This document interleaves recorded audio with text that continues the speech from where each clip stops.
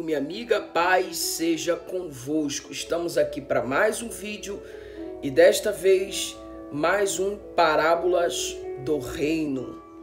Evangelho de Jesus conforme escreveu Mateus, capítulo 25, vai contar a parábola das 10 virgens. E está assim escrito conforme você pode ver no texto.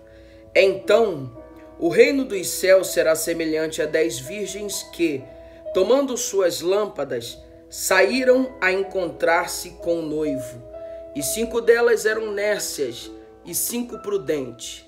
As nércias, ao tomarem suas lâmpadas, não levaram azeite consigo. No entanto, as prudentes, além das lâmpadas, levaram azeite nas vasilhas. E tardando o noivo, foram todas tomadas de sono e adormeceram. Mas à meia-noite ouviu-se um grito: eis o noivo, saí ao encontro do noivo. Então se levantaram todas aquelas virgens e prepararam suas lâmpadas. E as nércias disseram às prudentes: dai-nos do vosso azeite, porque as nossas lâmpadas estão se apagando. Mas as prudentes responderam: não, para que não nos falte a nós e a vós outras, e diante aos que vendem e comprai. E saindo elas para comprar, chegou o noivo, e as que estavam apercebidas entraram com eles para as bodas, e a porta se fechou. Mais tarde chegaram as virgens nércias, clamando: Senhor, Senhor, abre-nos a porta. Mas ele respondeu: em verdade vos digo que não vos conheço. Verso 13 fecha o raciocínio: vigiai, porque não sabeis o dia nem a hora.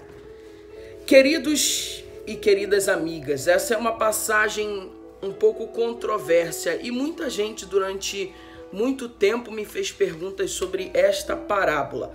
Bom, a primeira coisa que a gente precisa entender é que Jesus ensinou o reino de Deus através de parábolas. Ele começa dizendo que o reino dos céus, o reino de Deus é a mesma coisa, será semelhante a 10 virgens que, tomando as suas lâmpadas, saíram a encontrar-se com o noivo. No tempo de Jesus, haviam 3 estágios no processo matrimonial, ou seja, no processo do casamento. Primeiro, havia um compromisso estabelecido, uma espécie de contrato formal com os pais da noiva. O menino, o jovem, chegava para os pais da noiva e fazia uma espécie de contrato dizendo que queria se casar com ela. Os pais se alegravam e depois partiam para uma segunda etapa. Ocorria o noivado na casa dos pais da noiva. Eram feitas promessas mútuas pelas partes contratantes entre o noivo e a noiva. O noivo dava presente à sua digníssima, à sua amada. O compromisso era tão sério nesse contrato de noivado que se o noivo morresse nesse período, segundo os historiadores, a mulher era considerada viúva dentro desse contexto. O fim de um noivado tinha o mesmo peso que um divórcio para uma mulher que havia sido desposada. É por isso que quando José descobre que Maria estava grávida, ele tentou deixá-la secretamente, o texto diz, para não infamá-la ou defamá-la, né? Não deixá-la com má fama. E depois, o terceiro estágio, no transcurso de 1 ano depois que o moço havia se declarado para a moça e estabelecido o noivado, na terceira etapa, ele preparava-se para o casamento, tá? Acontecia o casamento, que acontecia quando o noivo com os seus amigos iam buscar a noiva na casa dos pais da noiva para levá-los de volta para a casa dos seus pais, que era onde acontecia as festas. Eu comecei a estudar a Bíblia muito cedo, muito garoto, com 14 anos de idade. E confesso para vocês que quando eu lia essa parábola, e às vezes via muitos pregadores pregando, dizendo que as 10 virgens eram a igreja, eu pensava assim na minha mente, eu falava: caramba, o noivo tem 10 esposas? Isso é algo muito comum dentro do contexto do Oriente Médio. Só que aqui a maioria dos exegetas que eu li, nenhum deles dizem que estas 10 virgens eram a noiva. Ou seja, na verdade, a palavra noiva nem aparece ali, aparece o noivo. Se você for observar, a pessoa central da parábola não é a noiva, o que é muito comum dentro do nosso contexto ocidental. A pessoa mais importante da parábola aqui contada é o noivo. E a Bíblia diz que o reino dos céus, Jesus contando, Jesus é judeu, está falando para judeus. Ele está falando dentro de uma comunidade que entendia perfeitamente o costume daquilo que ele estava dizendo. Ele estava dizendo que o reino de Deus será semelhante a 10 virgens que saíram ao encontro do noivo. O que isso significa? Significa que no dia do casamento judaico havia uma expectativa das damas de honra. Geralmente eram amigas da noiva. Elas ficavam com as lâmpadas preparadas. Geralmente o casamento acontecia no horário da noite. Só que Jesus ele diz que tardando o noivo a vir, todas elas tosquenejaram, estavam cansadas, cochilaram, dormiram. Isso já traz o primeiro detalhe na parábola, que a vinda do Senhor não seria tão rápida naquele tempo, porque muita gente já esperava uma parousia rápida. Jesus morre, ele passa 10 dias ainda depois de ressurreto com os discípulos, vai para o céu e já volta logo. Não, a ideia é que ele tardaria, não viria imediatamente. Você vai ver que havia uma expectativa dos cristãos do primeiro século na parousia. Eles acreditavam que Jesus voltaria ainda dentro do seu contexto. Já se passaram mais de 2000 anos, então o noivo tardou a vir, todas elas tosquenejaram, adormeceram, pararam de ficar com aquela expectativa. Só que a ideia central da parábola não é a noiva não aparece. Portanto, as 10 virgens não são a igreja, gente. Vocês precisam entender isso. Outra coisa, esse contexto não é um contexto de arrebatamento, é um contexto de parousia, tá? É um contexto de parousia, de vinda em glória para o estabelecimento do reino. Não é um contexto de arrebatamento. Isso é muito importante. Jesus é judeu e está falando para judeus. Então, Eliardi, como que a gente pode interpretar essa parábola? Vamos lá. Então, quando o noivo estava na casa dos seus pais e ele saía para ir buscar a noiva, os amigos do noivo faziam um cortejo com danças, festas, e isso acontecia no meio da rua.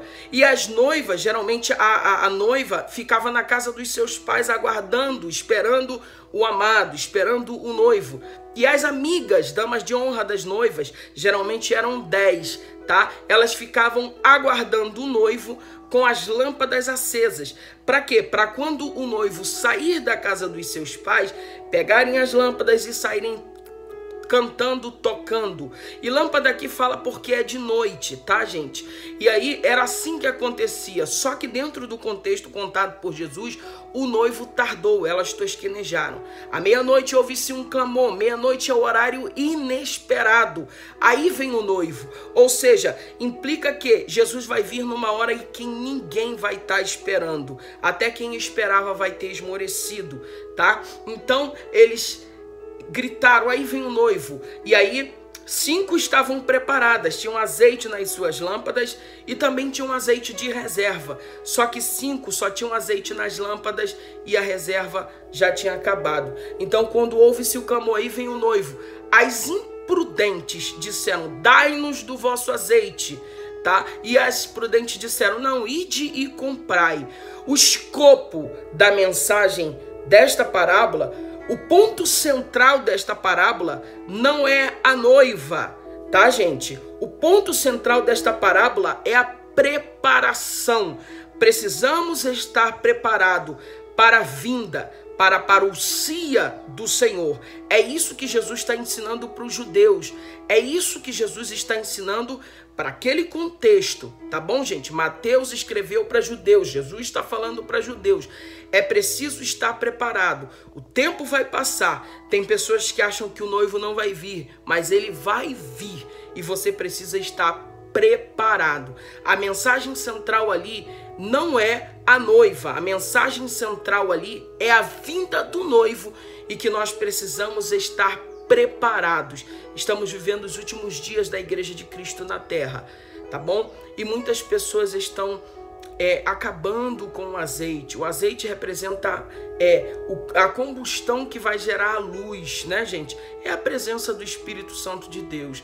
Tem gente que nessa última hora até começou bem. Eu já ouvi uma história que é melhor você começar a 20 km por hora do que começar a 100 e terminar a 20. Tem gente que começa a 100 km numa velocidade tremenda, correndo desesperadamente.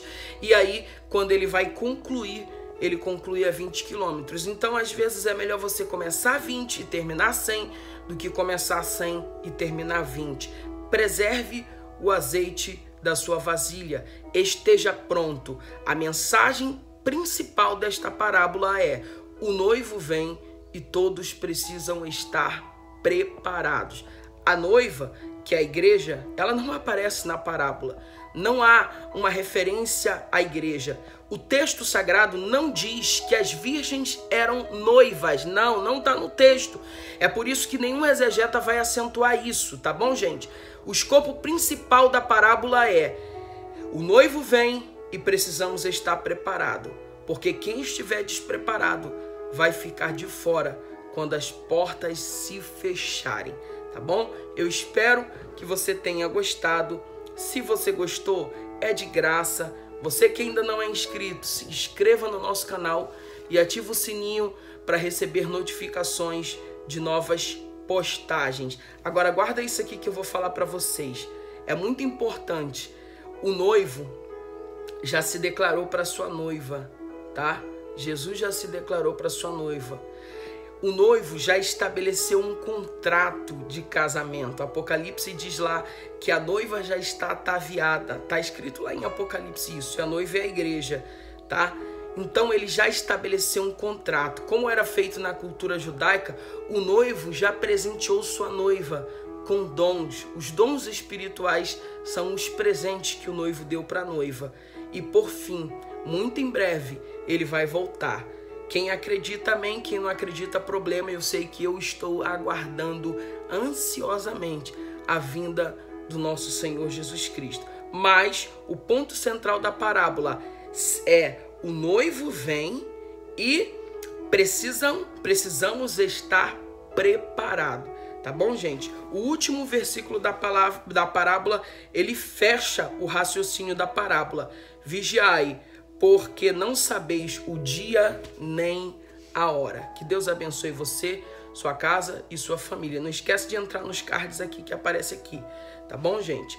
Deixe seu like, se inscreva no canal e ative o sininho para receber notificações de novas postagens. Até o próximo vídeo!